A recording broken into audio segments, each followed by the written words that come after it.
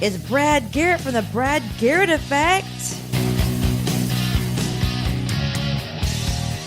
Welcome back, everyone, to Cut and Loose Chronicles. I am your host, Jess, and let's get ready to go to the next level because my guest today brings the heat. Let's just say he's no stranger to the microphone. Hey, Brad Garrett. How are you doing? Hello, Jess. From the popular podcast, The Brad Garrett Effect. I know you're excited. I'm stoked, man. Are you kidding? This is a totally different avenue, being on the other side of the microphone, so to speak.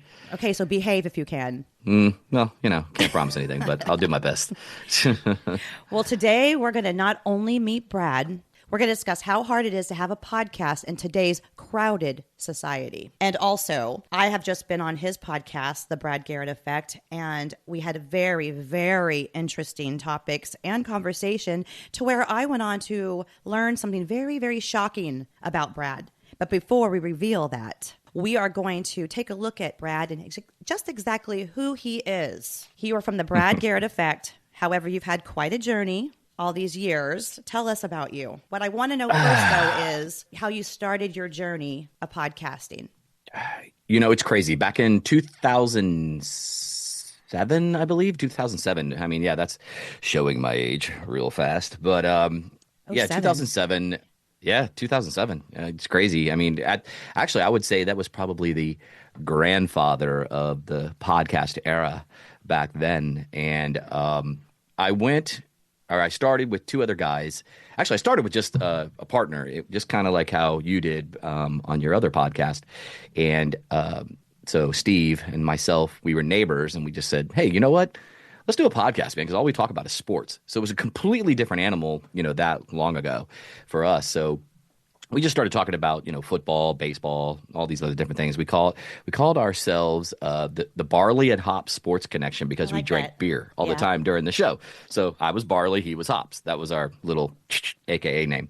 So we did that for about 2.5 years. I just seemed to always have that 2.5 year mark, and then I changed course. But did that. But we did everything back then from streaming live on Ustream TV was the name of the actual application that was online. Now, that was 2007. How did you know how to do all that? Because I know that you're in my age bracket, and we weren't taught that in school. So did you find it difficult to learn how to get all the technology all set up to what you needed to do? No. Fortunately for us, I worked in IT for about, 20 years. So it was one of those things where it was second nature to me, and I was always curious about technology. So, and I still am. So like this whole AI movement, which, we can talk about that down the road too as well. But I yes, the old AI. I found it to be super, super easy. And it was just one of those things where it was like, okay, what's next? So we did that for about 2 years. And then I got out of podcasting for about, 12, 13 years. Okay, now hold off there. Before you tell us what you did, by looking at this guy, which I know you can't see him, but by listening to him, that voice, you would never think that he would even, are you going to go by, is that the pronoun you want? Are you going to choose your pronoun? Yeah, you better get this right. You know what I'm saying? Or else I'm going to have a real tussy over here, You would never think that he would ever be interested in this. I mean, folks, I had to do a double take because it takes skilled hands and an eye for detail and serious transformations. So we're not going to reveal it yet. Okay. But was this, when you got out of doing podcasting, what did you go on to do is what I think it was? Porn? Blow, chicka, blow, blow. No, I'm just kidding. That's exactly that's what I was hoping. Yeah, I failed utterly at it too. So don't worry. I was kicked out of the industry. I'm going to need the links. links. No, you really don't want to see it. That's why I did it. It was a very short run. That's what she said. Okay, so what did you do when you got out of podcasting? When I got out of podcasting, I was literally, I went back into automation of all things. I did automation, so I did that. And then I moved into, obviously getting into my own business, which, I'm an owner or a co-owner of a marketing company. And then, so that's pretty much what I did after that first stint of podcasting, which was a fabulous time, by the way. We had a good time back then, too. Well, podcasting is very crowded right now, so there was 2007, and then it started to probably boom, I would say after COVID or during COVID. COVID is Right. when podcasting started to be like, oh, God, we're home. The celebrities, they weren't making movies. Yeah, what do we do? Yeah. Oh, I know. Let's start doing podcasting. So then that's when the little guys, I'm going to call you and I the little guys. You got way more experience in podcasting than Hey, is this I a do. short joke? Hey, No, come on now. But the celebrities, they started flooding the market, and then they started kind Right. of taking over the podcast world, a little unfair in my opinion. But so would you agree to that's when it started getting crowded? Yeah, I'll be honest with you. When we started my second podcast, which was the Daily BM, and we did start in COVID era.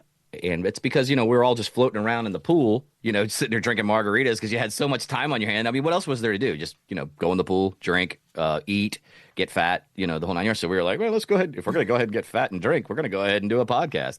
So it originally started out with just Mike and I. So we did that podcast together. The Daily BM, that's when you and I met.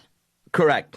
And so, yeah, I think it had a big thing to do with it. And getting to the stars thing, too, if you don't mind me touching on that for a second. Touch it. Yeah, touch it. Be gentle or don't.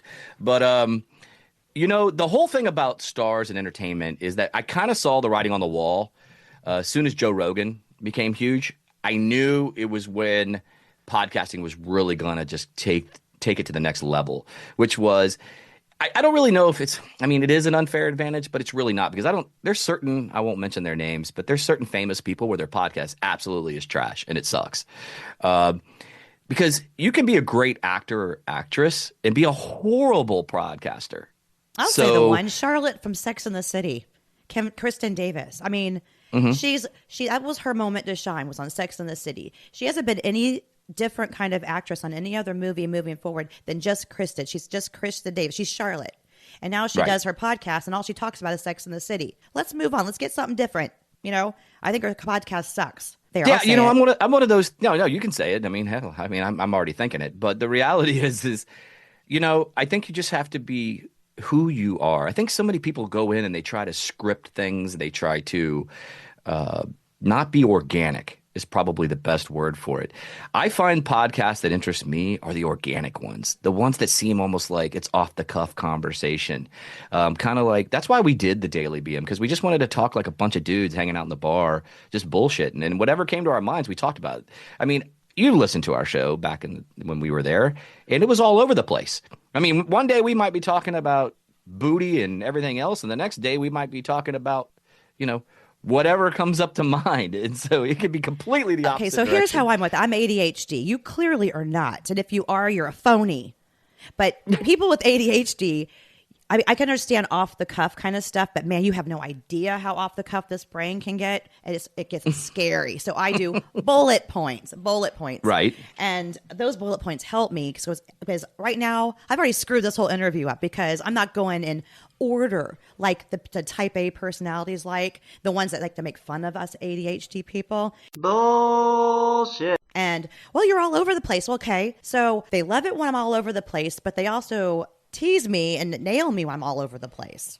The thing about people so I always say I always say my haters are my biggest fans. So the reality is that that's a good one. Are you doing it? Are you doing it to please them? Or are you doing it to please you? Because I think if you're doing this to please you, stick with it and do it, because there's 300 billion people on the planet.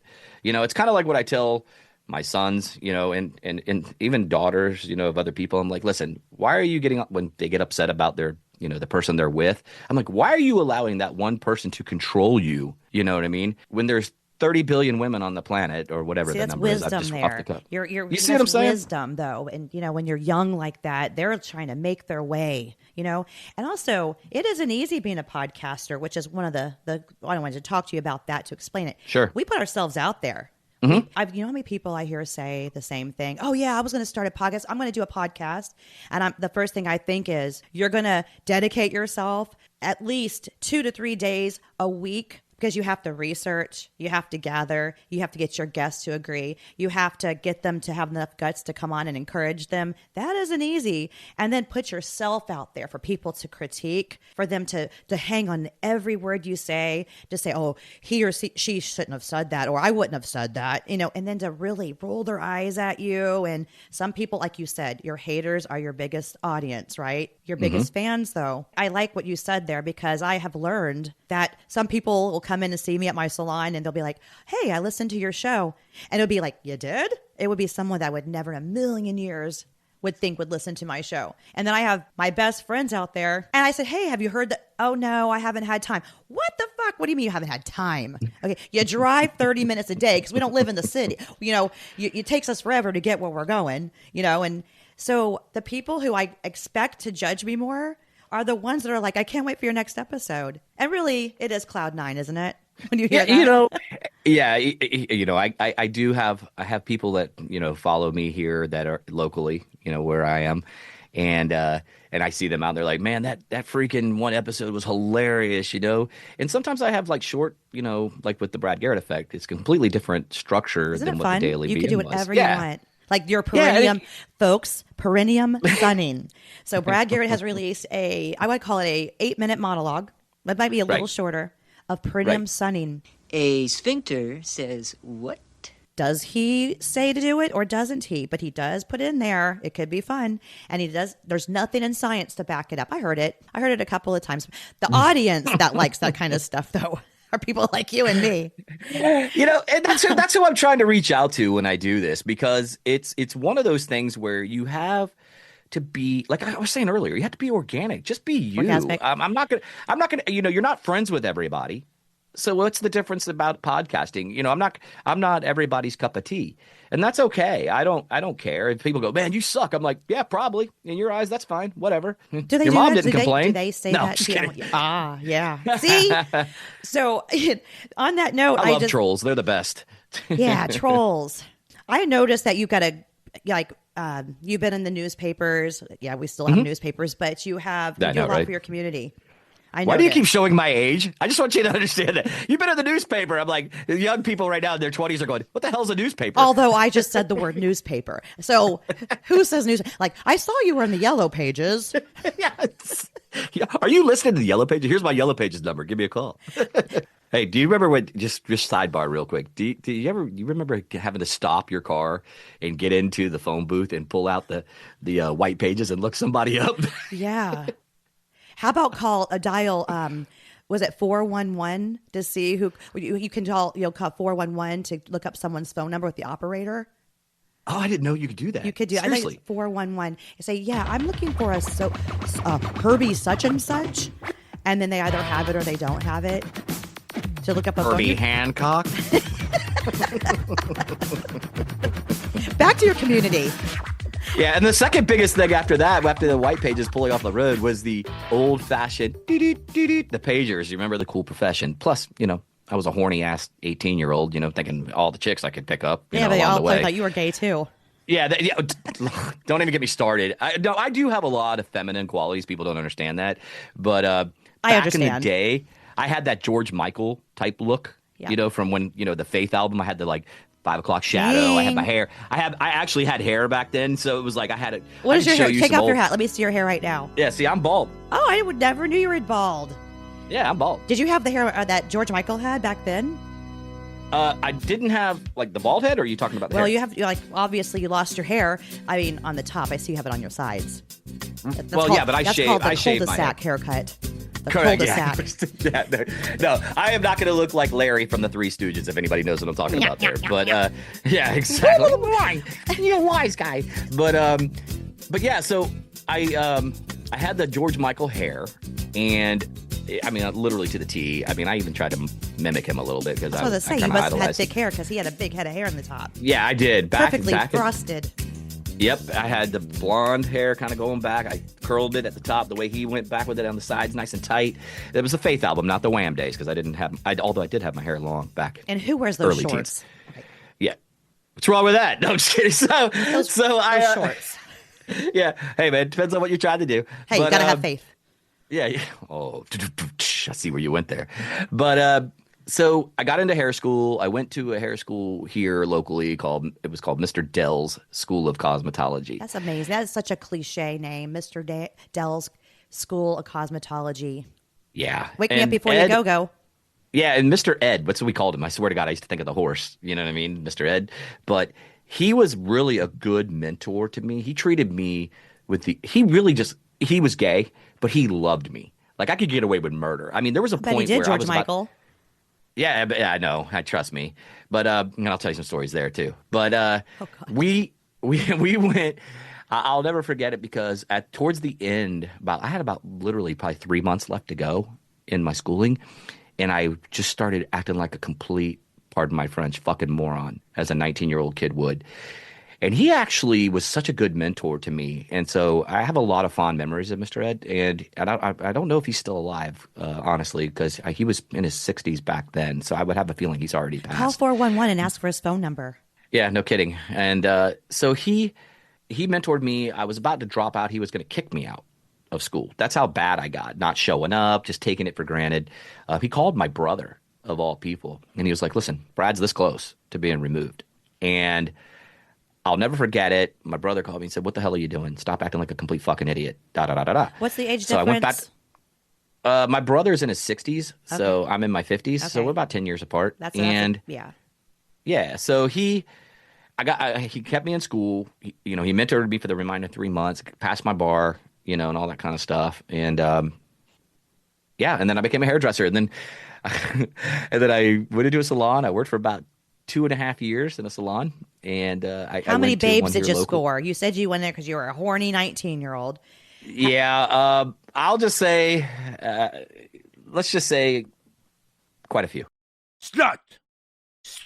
But Really? But it was Because you had to prove that you weren't gay, first of all. It wasn't that I had to prove that I wasn't gay, because it was weird. I mean, it would depend on where I was at. People, like, I could go to a gay bar and get drinks bought for me all night back then. Not a problem. And Tease. and I got a story on that too. Yeah, I was too. I took full advantage of that, by the way. I know how to work the room, so to speak. I was exactly the same age as you when I went to hair school and got out. I got out at 20 and started then, Yep. 20 years old.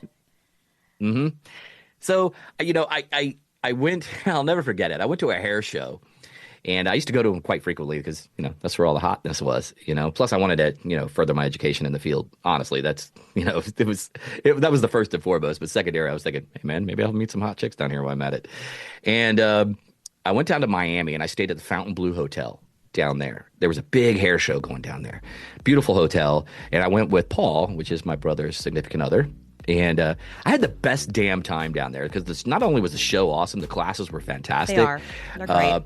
I partied with all the seniors of the senior board members of the Florida Cosmetology Board and all of them, and they had the biggest parties upstairs, man. And I'm telling you, those parties were wild, Those parties crazy. are Even for the people that were there older. I mean, they were in their 50s and 60s back then. They were still partying hardcore. I couldn't believe it.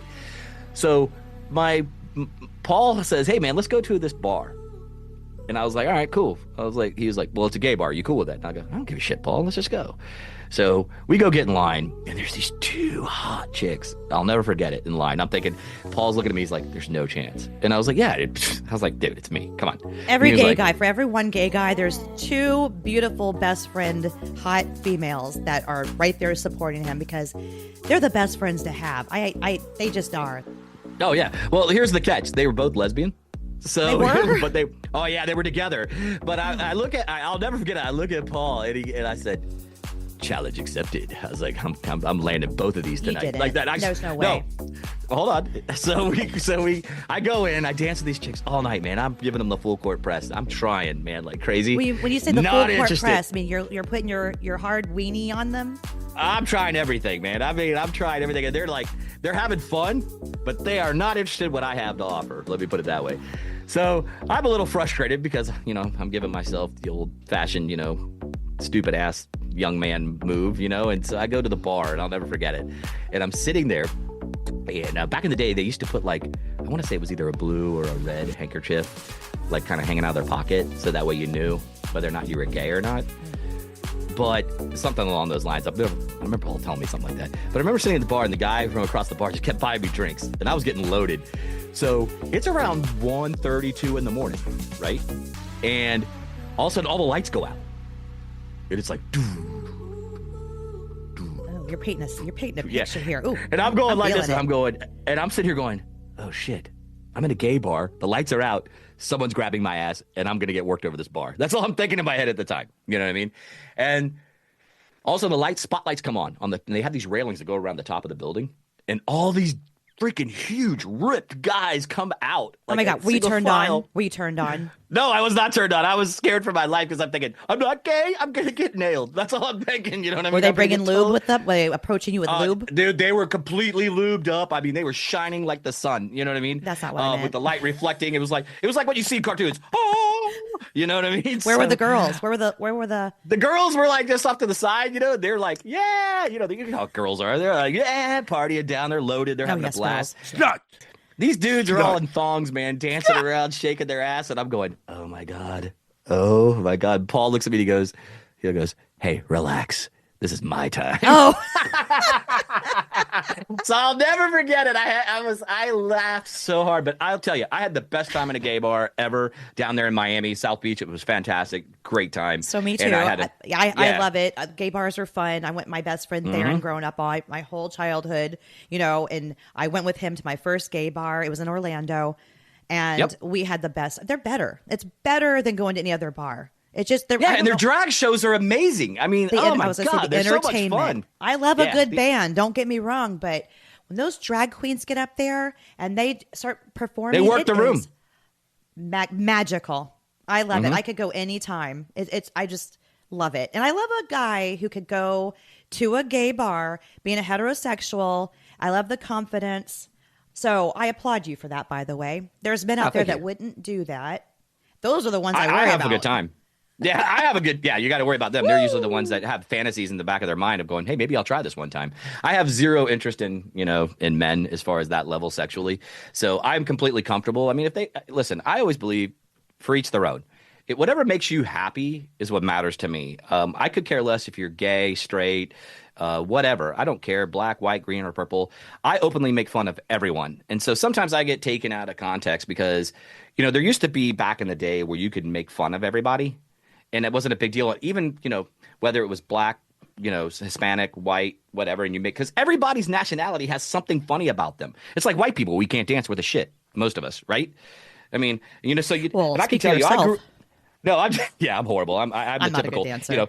I'm the typical Carlton, But don't tell me I'm not a good dancer because I'll get out there like I Fred Astaire or Ginger Rogers or Ginger you know what? I also have after this I have apology to make. I have to make a big apology to my listeners.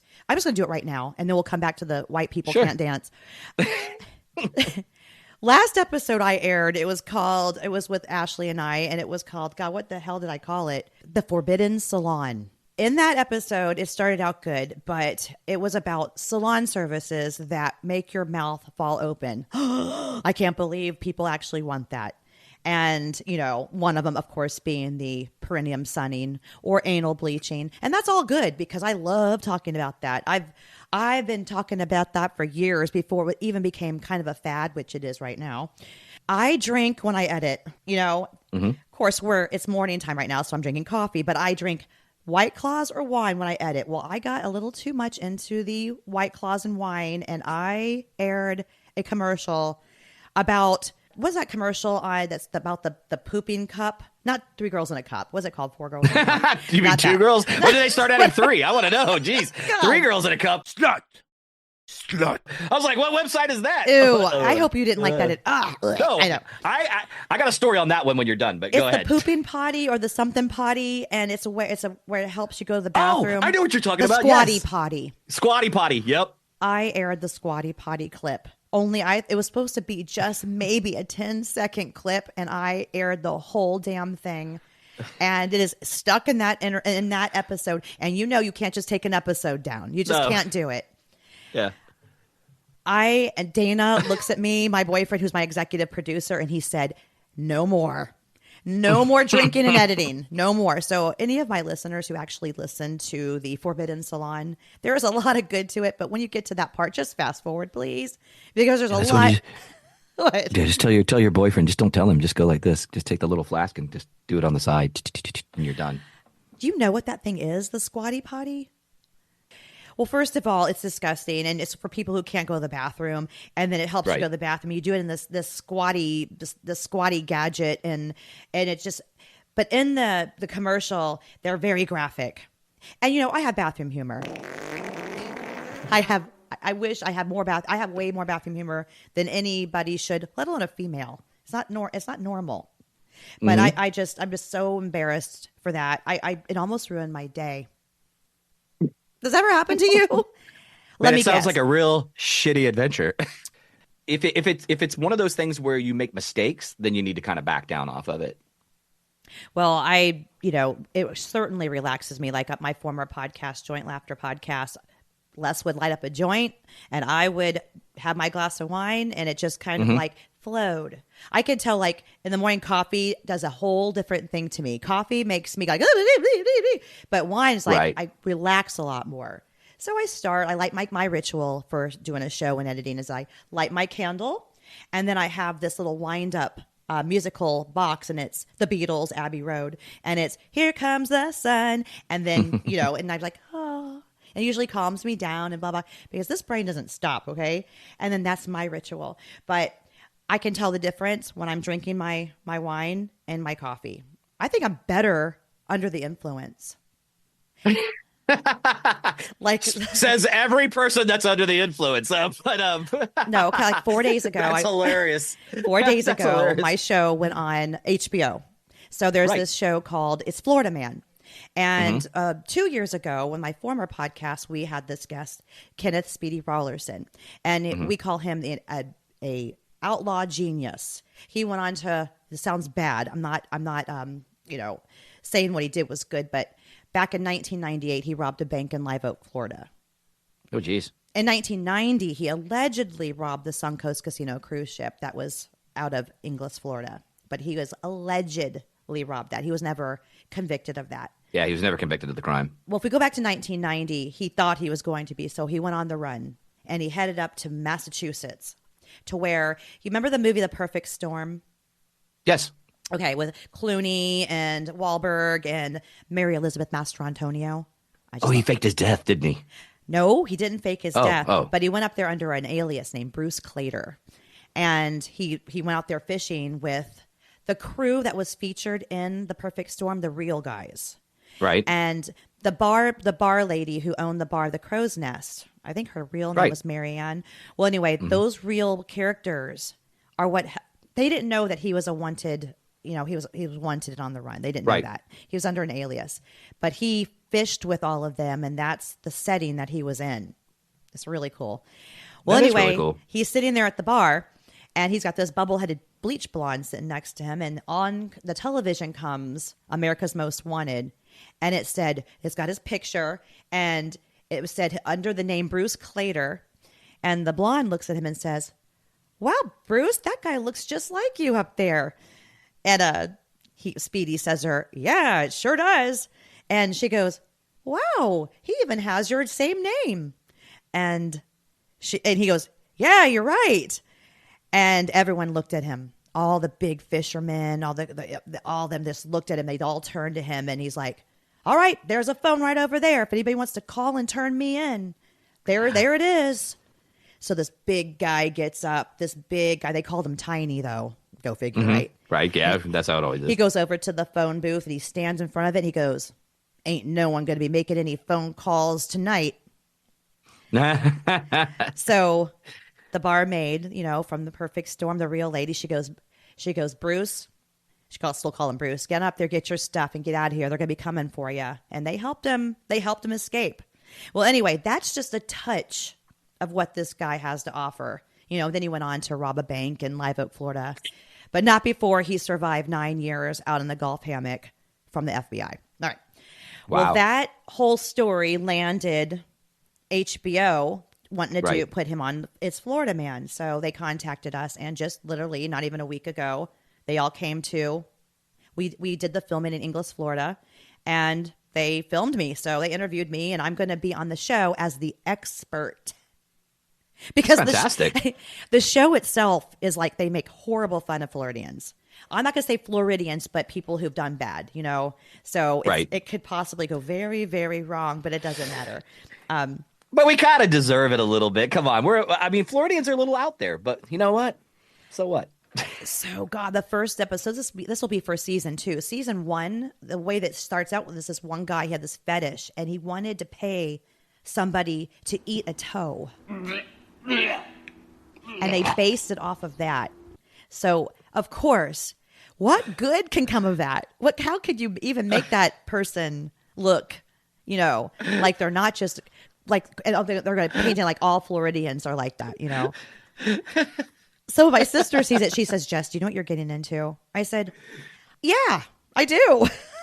And bring it. I'm confident, I'm confident about that. The only thing that this reminds me of, it reminds me of this song. It always, when you talk about Floridians, I think of this one show. It's a cartoon animation on Netflix, and it's called Big Mouth.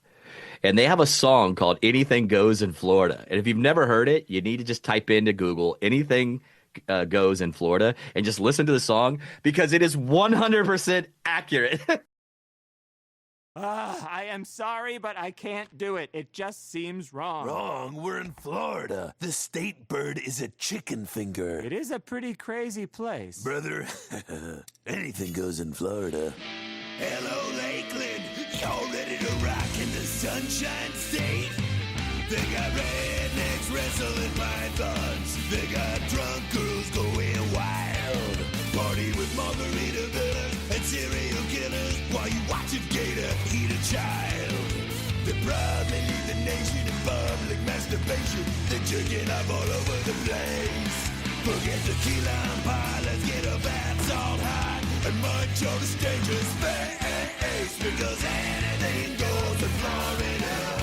Come on down and do your worst.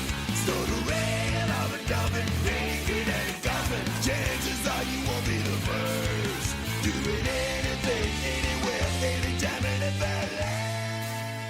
And I just laugh every time because I think of that when people start talking about Floridians being crazy. I'm like, anything goes in Florida. I mean, you got to watch it. Well, I was there. I vaguely remember that, and I am going to look that up because was that in the late 90s or no, early 2000s? No, this was early. I want to say it was in 20. Here, I can look it up real quick. I want to say it was in 2020. When was it published? Hold on, let me put my eyes on. It was published 5 years ago, so it was 2020. It was right after COVID. Oh gosh. There was, so where Denellen, Florida, that's where my salon is. And right down the street, there was this actor named Mike Roof. He played in Triple X. He was in there with Vin Diesel, and he played in a couple of the Triple sequels. X, I remember that. Yeah. He was the computer guy, the tech guy that was in that movie with him. He had a pretty big role. He's also was a comedian. Well, he's right down the street from my salon. And Comedy Central came in, and they did a show called Raising the Roof. Do you happen to remember that? I remember that. Okay. Well, Denellen did not receive that very well, and it really made Denellen look terrible. So there it is again. So that show didn't do very well, but oh my gosh, but it's horrible. Raising the Roof. So I thought, Raising oh God, the I Roof. hope that this doesn't happen again, and then I'm hated in Denellen because I better not be. No, nobody can hate you once they get to know you. I'm just kidding. Famous last words. Okay, Yeah. so here's what else I want to talk about. So we have this new era going on, the big booty movement. Okay. Okay. I want to know what do you think is so fascinating? All of a sudden, everybody wants a big old booty. Men like the big old booties. Women want a big old booty. What do you think about that? Are you a booty man? See, I was gonna say I am not a breast man by all means. I'm more of a booty guy. But there's. All right. So the best way to explain it is sometimes there can be too much, and so like if you could have a tiny waist and a nice round booty, and it's nice. What do you call a nice round booty, though? Not overly excessive. Like, okay, so these ones that go down to like South America or go down to Mexico and they get surgery and, where they have these huge surgical problems because they use concrete, mixed to make their butts bigger. Or, I'm serious. I mean, it's a problem. Some of these women. And I think that you could blame social media. And I mean, I know everybody says, you're blaming social media. Yeah, well, I'm blaming social media because, we put a stigmatism on women to be a certain way.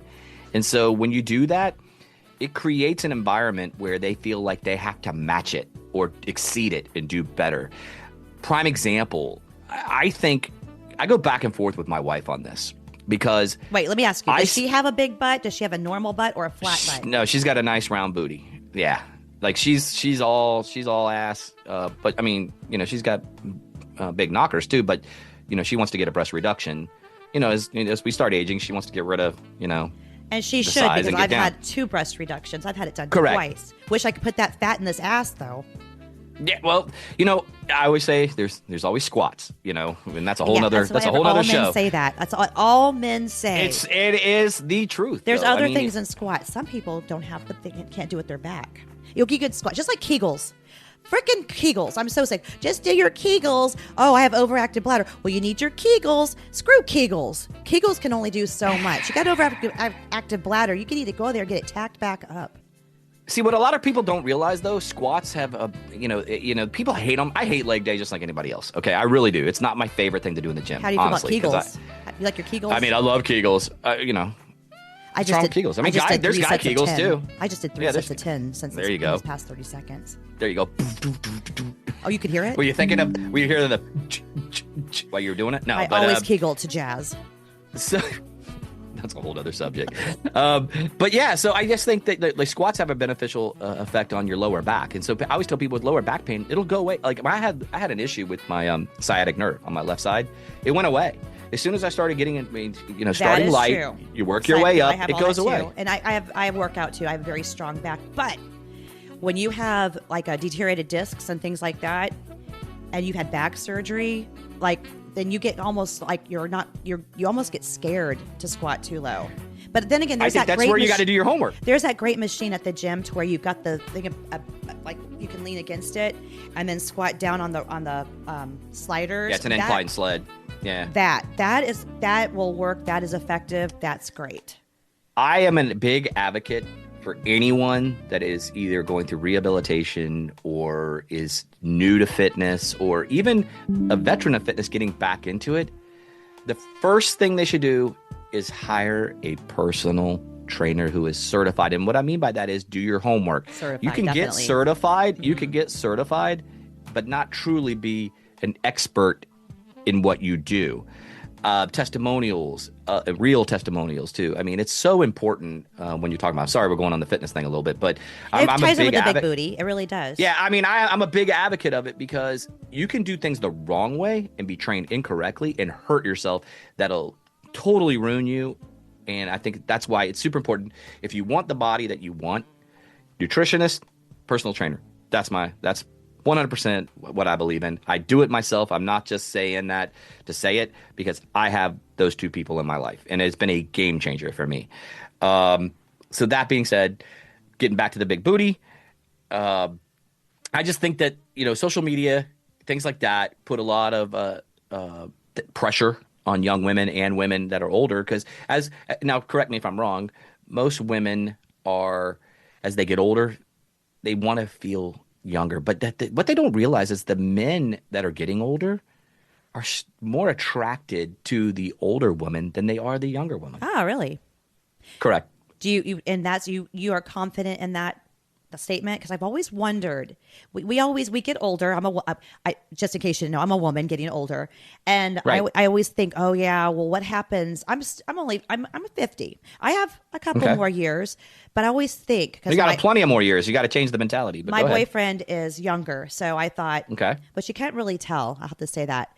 But I always think, gosh, because you only think it's you, so it's like they're getting older too. So you never stop to think that. Don't always assume, I'm with you. Don't always assume that they're going to be looking at the younger female, because I always wondered though, is that true? How many men really do? Like women just think they have to be as skinny as they possibly can be. But a lot of men I talk to, they like curves and they like women with some meat on their bones. I'd rather have a woman, which I do, that has curves and has a little bit of meat than a stick figure. That's just me. That's why I think. But everybody for each their own is what I always say. But here's the thing about. Let me get back to the younger woman, older woman thing. So when older men normally veer off to younger women for one major reason, and this is strictly opinion and observation from me being in my mid-50s. The reason why they get attracted to younger women is because older women forget how to have fun. They forget how to have a good time. And I'm not saying that it's women's fault. By all means, ladies, I'm not saying that. But what I'm getting at is that if you are involved with somebody, you get complacent. You get the familiarity becomes complacency is what I like to say. And it can happen on both sides. So let me back up. It can happen to men and women, but they go after younger women to feel alive. So if either party, male or female, is making that other person feel that way, that's usually why they steer that direction. Because young people are fun. They're going out, they're starting to live their best life. They still want to go have fun and go on boats and do this and that and the other. The older people are like, I just want to settle down. I don't want to do anything. And then it becomes boring. I want to add to that. First of all, Brad, have you heard of this thing called menopause? Mm-hmm. Well, we'll come back to that one. But so here's what I think. So there's people, and I'm so happy for these people. They get married young. They hit 50, 60 years of marriage. Love it. Mm-hmm. Love it. Didn't happen for me. And in fact, it didn't happen for me at all. Right. But man, that's what I always wanted. When I was growing up, I thought white picket fence, marriage, Mr. Wonderful, kids, and the kids go on to have a wonderful life, and then you have the perfect pets. Anyway, right. So there's pros and cons to that, because then those people might look at you like, oh, he or she's divorced. Poor thing. Right. Oh, another divorce. Oh. But sometimes when you get, like, say you're in a marriage and say you're married, you're in your fourth year, you get that new partner and you're older, then you will have to learn to live again. So then when you're away from, say you get a divorce after 20 years of marriage, something happens to you and you're like, oh, I'm going to go to the gym. I'm going to look good. I'm going to start doing things and get back out there again. I'm going to get with the times, So then when you find your new spouse or boyfriend or whatever, then all of a sudden you want to go have those fun again because you want to live again. I just feel like people start over sometimes. So divorce sucks. It really freaking does. But sometimes when you get an opportunity to find love again and start over again, then it can become more fun. You know what I mean? So that's when people like, oh, I'm skinny, or they just feel good about themselves. They don't have to be skinny, but they're going to the gym. They're eating healthier. You just automatically feel like you want to have all this energy and do stuff. I just think there's pros and cons. So that might be why those people are more fun and relationships are more fun after a divorce. I don't want to promote divorce though, okay? Not promoting. Yeah, no. I just, trust me, I went through one too. I was married for 17 years. I was with her for 20. And then, now I'm with my current wife for 7 years. Well, I don't think it's dull. I think it's like I said, most relationships, and I mean, I'm sorry we took this to a relationship podcast. Yeah, off a big booty. Off a big booty, yeah, bitches. Off a big booty, we went down the relationship road. But I think the reality is that when you start getting past that 10-year to 15-year mark, that's what I'm talking about. That's the complacency era. That's when you see like the love weight on both sides. People gain weight, they get relaxed, they stop trying. And I think, like I joined a men's group online. I joined one called the Order of Man, and it's Ryan Mickler. Okay, I've been a member now for over a year because I knew I needed to make some changes on myself. And one of the things I've learned during this whole entire journey in this men's group and in life is that you have to lead by example. So, for instance, I started training. I'm down 35 pounds. I started, exercising. I'm starting to get some muscle tone, yada, yada, yada. And I noticed, and I'm eating, probably 90% better than what I was. There's times where I have a 10%, hey, fuck it, I want a Wendy's hamburger. You know what I mean? Yada, yada, yada. But you got to live. So You can't just be. I mean, unless that's your journey, that's fine. But it's just not mine. I don't want to be that guy. I don't want to bodybuild professionally and all that Or kind give of stuff. yourself 30 more minutes in the gym if you want to be naughty. You know? Right. Yeah. Reward yourself. Or just not and just have a good life. So for each their own. But what I'm saying is you lead by example.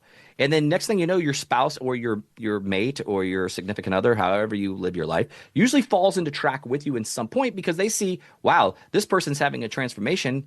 I need to step my game up. Mm-hmm. I mean, it would be no different if my wife did it and I was sitting on my ass and she's like, I mean, I think she's the most incredibly sexy person on the planet. But the reality is that I think she is too, and I have never even met her. Yeah. So there's these things where it's like, if you become complacent and you lead by, and the other person becomes complacent, then if somebody steps in and starts taking over and holding themselves accountable and going forward, I think that the other person usually falls in line. And if it doesn't, that's when the divide happens, and that's when the divorce starts talking. It's very important because that happened in my first marriage. Yes, that happened in my first marriage. You got to be with someone who you guys like to do stuff together and do those things. Like Correct. I'm always trying to get Dana to go to the gym with me, and he did in the beginning, but now he's like, no. I'm like, okay. Well, you'll feel a lot better if you do. Well, it's okay. If he doesn't, that's on him, But correct. And that's you have a great approach to that because Yeah. that is so huge because you can't force them to go. That's wwhere the leading by example they'll resent comes you, in. and they'll definitely hate the gym. But Yeah, they'll hate going. He's still sexy as hell. He's still handsome.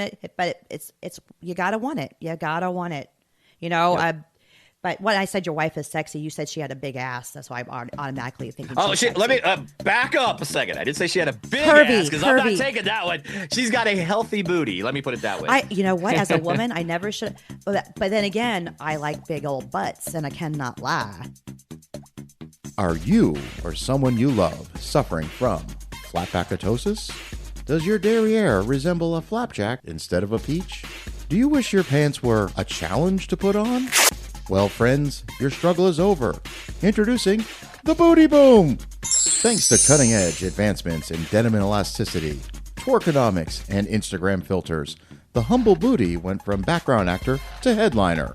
Sorry, folks, we've gotten ahead of ourselves. Let's go back to where America's obsession with gigantic backsides all began.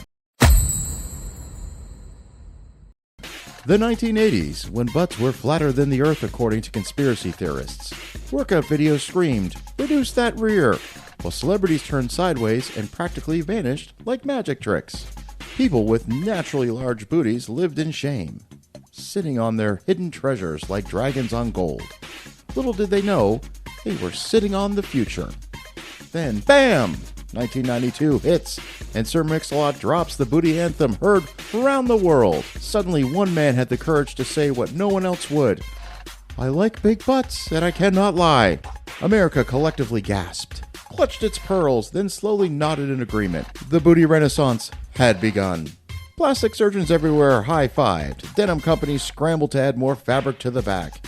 Gym equipment malfunctioned. Today, the average American spends more time thinking about their posterior than their retirement plan. Congratulations, America! We've officially become a bottom-heavy nation in more ways than one.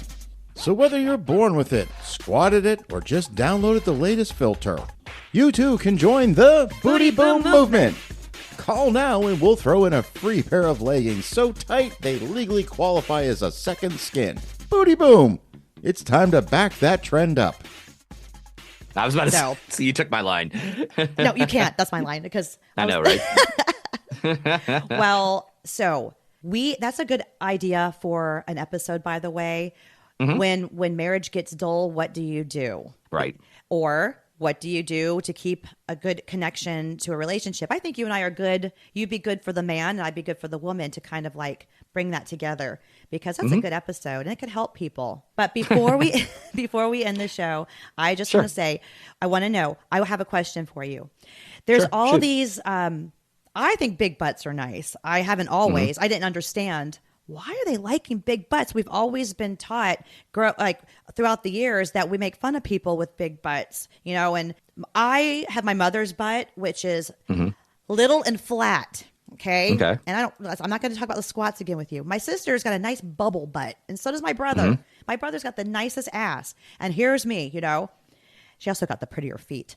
But I want to know, there's all these kinds of things out there. Like there's surgeries you can do. They're even making special furniture because the big butts are just out there now, you know?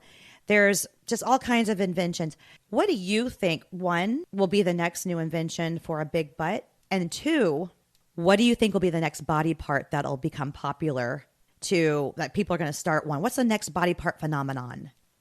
Okay, so let me answer your first question. I don't think there's going to be what we call a booty revolution. All right. I really don't think that's going to fall into place. I think we've already had it. We're living it. Well, I know. That's what I'm saying. We're already in the midst of it. And I think that it's starting just to become stale because what I'm seeing a lot, and that's why I'm getting back to squats. I know you're going to hate me for it, but no, I don't hate you for it. I'm seeing a lot of that. The women in that have those booties are showing their workout routines online. They're showing them on Instagram. And I couldn't agree with them more. The exercises they use, donkey kicks, things like that. The old-fashioned methods that firms it up. Because you don't have to have the biggest round booty in the world. You have to have the nice booty for your frame. Firm. So, yeah. So, one that you can play with, and do whatever you want to do with it. But I think I don't think we're going to see another surgery. I think that surgery era, the horrors behind it, have kind of made it a turnoff. I think you're going to see the women, just like the men, start to. You're already seeing this big shift socially, where America's been called fat for so long. You know what I mean? Things like that. Yeah. You're seeing that. I'm seeing it big time. That people are making this health shift. You're seeing food dyes getting banned finally in the United States. You're seeing food making a big change. Like these companies are now going to be having to do what they do in Europe and other countries. Yes. I think it's fantastic. Listen, they've been poisoning us for decades and getting away with it because they're coating everybody else's pockets, the politicians. And now it's almost like an awakening has happened. Everybody's awake now going, hey, pardon my way I say this, but fuck you. You ain't doing this shit to me anymore because healthcare is out of freaking hand and everything else. So I didn't want to make this political, but the reality is that's why I don't think that's going to. I don't think that's necessarily political. I think all Americans are saying this. I think society is saying this. You know, I won't get too political on you, but we finally have some people in office that are going to help us make that happen. I know how you feel about politics. So, and if not, then we'll vote them out. It's as simple as that. Mm-hmm. I mean, we could see that in the last election. So you got your shot. You got 4 years to get it done, and if you don't, then we'll make another decision. That's just. I think the American people are just sick and tired of all the bullshit from both sides. I'm a middle of the road guy, so I'm the one that makes. If it makes sense to me, that's the way I'm going, and. I think that's where that's at in this country. Now, the second part of your question, can you rephrase the question? What do you think is the next body part that'll be the new phenomenon that everyone's going to really focus on for sexy appearances? I think what you're going to see a focus on is legs. I think you're going to see it where it's toned legs, nice calves and the legs and everything flows. There's nothing sexier than a woman in a nice like skirt with a pair of sexy legs and a nice pair of heels, So I think that might be the next big thing. And if so, then I'm a prophet. Just saying. Well, I don't have the ass, but I definitely have legs that can choke a bear. I'm with you on the calves. You ever see the men never focus. I'm not going to say all of you on their lower body. It's always like, how big can my chest get and my shoulders?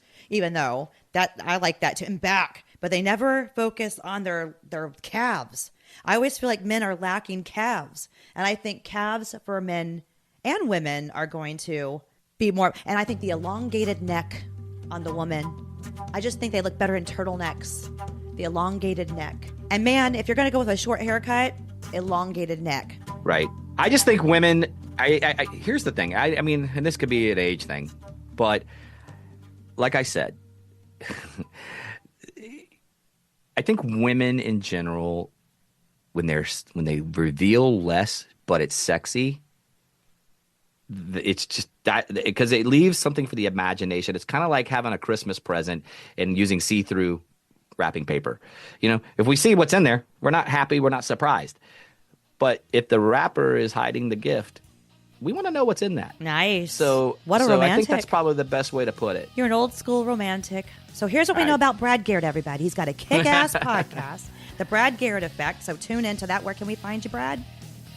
You can find me on Instagram at The Brad Garrett Effect. You can find me on X as well, The Brad Garrett Effect. Those are my two main platforms. I moved away from TikTok.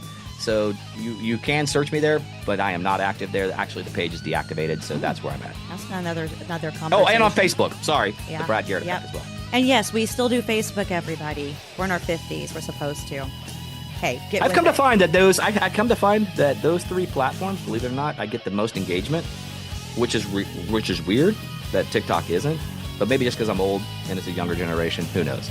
Whatever. We also know that Brad's a former hairstylist, which I never got to the end of why he got out of doing hair, because I did not, because you think just swing it. I'm bullet points, but I bullet points and I wing it, so then I get all screwed up. So that's fine, but we'll come back to that one day.